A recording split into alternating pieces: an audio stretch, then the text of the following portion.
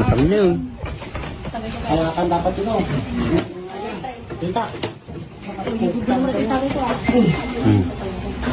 Kita ka.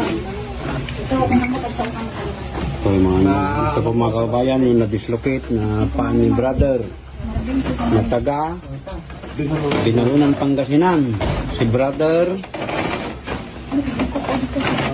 Marvin. Marvin, taga Binalunan. Ito po yung nagawa po sa basketball po. O, ito po pa niya.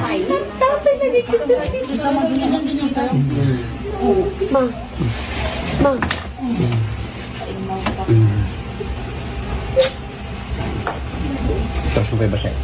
Udah persa. Ya.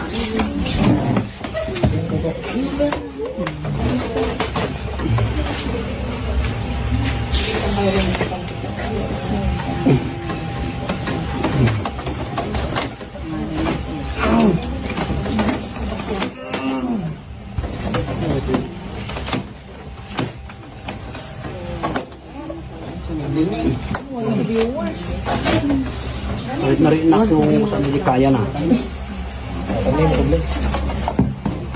Kambyom. Natawakan ko. Kambyom na kanay. Kambyom man tanong tapos persa. Nah.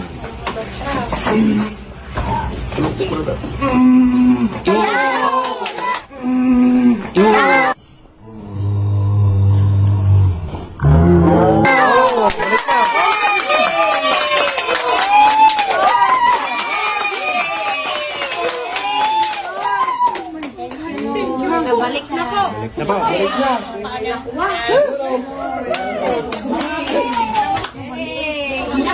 Balik na. Thank you, Lord. Naman yung basketball. Aper na tayo. Tayo! Aper na. Binta ko na yung bulang. Oh, makita mo na. Tingnan mo na yung paa mo. Pwede na mag-basketball ulit. Ingat na yan, may daan na yan. Balik na po. May daan na kasi yan. Naiyak na din si Kuya. Oh, ay barat. Alisin mo yung pamaw, yung sa iban.